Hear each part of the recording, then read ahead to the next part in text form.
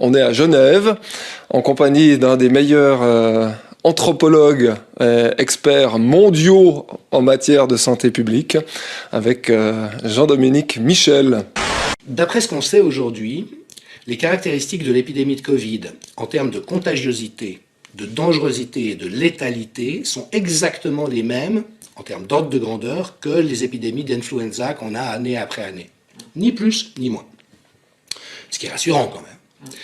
Et puis, depuis le début, on a ce traitement médiatique assez halluciné qui en fait une espèce de catastrophe apocalyptique avec un ensemble d'indicateurs qui sont balancés à la face des gens et dont j'ai dit depuis le début, vous feriez la même chose avec la grippe année après année ou avec les cancers ou avec les maladies cardiovasculaires, vous généreriez le même état de terreur dans la population.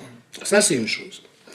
Et puis la deuxième, c'est qu'il y a effectivement une mortalité très importante dans nos pays, plus que partout ailleurs, avec un discours de la part des autorités qui est intenable sur le plan scientifique, qui est le fait de dire « heureusement qu'on a confiné les gens, regardez le nombre de morts que ça génère, puis si on ne l'avait pas fait, il y aurait encore plus de morts ». Alors qu'une analyse scientifique de la situation montre que les pays où les taux de mortalité ont été les plus faibles, et je rappelle quand même qu'en Corée du Sud, le taux de mortalité était de 4 par million d'habitants. En Suisse, actuellement, on est à 180. En Espagne, on est à 400. Donc, vous voyez l'ordre de grandeur. Il y a 100 fois plus de morts proportionnellement en Espagne qu'en Corée. Toute l'épidémiologie infectieuse nous apprend que ce qu'on a fait est l'inverse de ce qu'il fallait faire. Il ne faut surtout pas confiner l'ensemble de la population comme on l'a fait. Il faut dépister très rapidement pour voir quelles sont les personnes contagieuses et elles les isoler le temps qu'elles ne le soient plus. Et si jamais on fait ça, l'épidémie passe en quelques semaines sans faire de dégâts. Nous, on a fait tout l'inverse, avec des pertes massives. Donc ce que je dis, c'est que l'essentiel des morts du Covid sont des morts politiques.